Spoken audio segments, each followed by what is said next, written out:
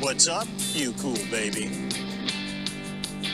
Hello all, Alex here. Welcome back to the shop, and tonight I wanted to show you all something a little bit strange. I know I've said that before, but to start with, I'm going to have to show you one of these.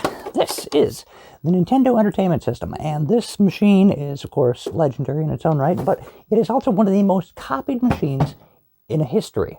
When it comes to video game clones, you will find more NES or Famiclone consoles out there than anything else. When Chinese copycats started to manufacture these things, they came in a multitude of shapes, sizes, styles, what have you, and they all kind of stink. Usually they would come, in the early days, it came with a multi-cart. Later, they came with a lot of games built in. And these sold well into the 2000s, and even to this day, some are still manufactured for certain markets. But they've really fallen off here in the US. It used to be they could ride kind of whatever was the current game system and kind of make it look like that game system to confuse people who might not know what they're getting into. But nowadays, that's kind of hard to do when your video game systems are, hundreds and hundreds and hundreds of dollars, and they're all, bespoke internet-connected devices. So how do the bootleggers get into that market? How do they continue to do what they do? Well, enter this little contraption. Behold, the cool baby. There's 628-bit games, according to the thing. That's not true, but we'll get into that. Classic Games Collection game handle of plug and play. This is a very high-end piece of hardware. And this is, of course, trying to pretend to be the NES Mini, the official Nintendo product.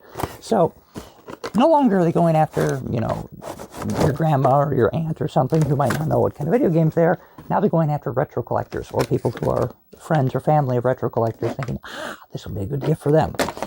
So, presentation-wise, it actually comes in a fitted little piece of plastic here. It's got a couple of little pseudo-NES controllers, which have 4 buttons, kind of unusually. They have 9-pin Atari-style controllers, so pretty standard fare that way. And the actual control deck, Nintendo knockoff here, doesn't look too bad. I would believe they probably either used or in some way, created their own tooling or something to make a very close approximation to what the NES Mini. Now, of course, the stripe on top is on the wrong side, and this thing weighs virtually nothing. This, of course, isn't the Mini. I know the actual Mini doesn't weigh very much either, but there is not a whole lot to this thing. There is a power button on the front, which is clicky, which is kind of surprising. It has a reset button, and that's about all there is to it. So let's take this fake NES offline here, and I will unwrap cord on this guy. Should have done that before. And let's just see what this thing looks like. So we got to put the cord in upside down orientation, kind of unusual. See if it melts this. So we're going to take our video cable. It is AV out. So no RF, which will be good. So if we want to take this to shows, we're not going to mess up all of our TVs. So let's see what it looks like. And look at that, 620 in 1. Super Mario Brothers 3, Ninja Turtles 4, Contra, Mario 14. I didn't realize there were so many Marios. Snow Bros, Double Dragon, Kickmaster, and I'm guessing that's why they have the extra buttons, because a lot of these games would have required additional buttons and they didn't have them on here. So the actual controller, it doesn't feel, great, but it doesn't feel, the buttons are fairly responsive, and there is actually something there. Not a whole lot, but I guess I've used worse bootleg controllers. Hot Blood Volleyball, Ice Climber, Tiny Toon 1, 2, 3, Ninja Gaiden with an M. So I'm guessing, they've just taken a bunch of things here and, Astyanax. We can play Astyanax on this thing. Ooh, cool. Three Eyes Boy, Batman, Power Ranger, single, one Power Ranger. You get one Power Ranger. Let's see. Oh man, there are a lot of games in here. Actually, the back of the box lists all the games that come on this thing, all the way up to 620. But right about here is where they start to loop, and then again over here. So not quite a full 620 games. There are more games on it than I thought there'd be, but yeah, it's a little bit misleading there.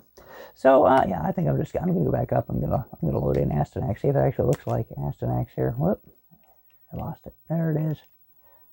Start. Oh my gosh, is it really the game?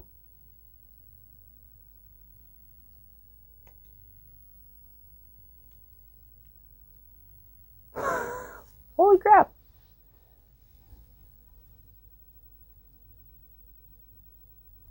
The colors are all weird. I don't know why that's happening. Wow, okay. And the version is going to cut on, of course it will. We're getting a lot of bleed on here. I don't think it's... Nope.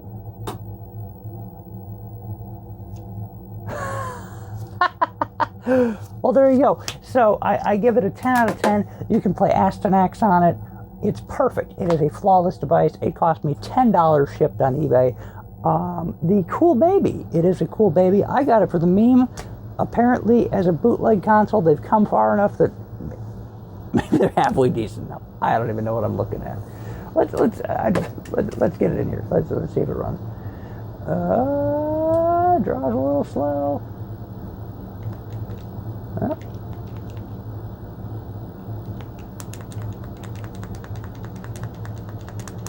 Darn! I gotta give it a 10. I gotta give it a 10. This is a genuinely I'm impressed. Anyway, thank you all so very much for watching and indulging me on this weird little look at the future of bootlegs. I'm completely blown away. I had no idea this was going to go this well.